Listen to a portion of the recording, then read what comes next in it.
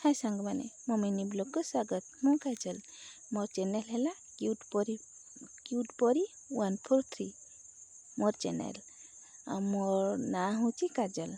मु आज आसी बाड़ी की धान काटिदे तेणु जेहेतु यही बिलटार अधे धान काटी से दिन आमर पूजा थिला से मु पलैली संज बाजीगला घर को पलैली आउ अधे धान अच्छी तेणु काटिदे आसी एतिकी धान काटिकी घर को पलैबी। दिन भी चली जाऊँगी संज भी बाजीज तेणु जल्दी जल्दी धान काटी घर को जाते पड़ो।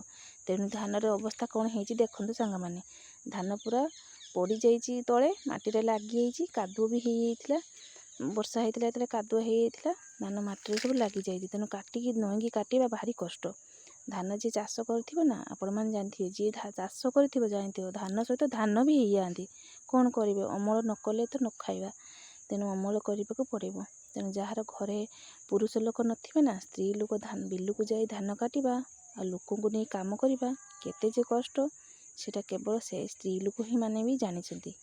तेणु आपण मैंने देखंतु धान सब पूरा पड़ी जाइए तेणु माने पत्तर ना पूरा ये बिलटा पूरा पत्तर गछ मालमाल पत्तर सब पड़ी धान सहित जहाँ भी धान तो पड़ी जाइए पत्तर पड़ी आहरी पूरा पत्तर पूरा गंडा गंडा हो कौन करवा जहाँ जी अच्छी नहीं घर को जाते पड़ो मैंने काटिदेने ताको आम बाबू पूरे बांधी बुंधिकी पूरा रेडी करिकी घर को नेबे आउ कौन। तेणु आपण आड़े धान कटा है कि नहीं इमती धानर परिस्थिति एमती अच्छी कि नहीं आपण आड़े कमेंट माध्यम निश्चय जानवे। तेणु आम चैनल को सब्सक्राइब लाइक शेयर निश्चय करेंगे। रहुची नमस्कार जय जगन्नाथ।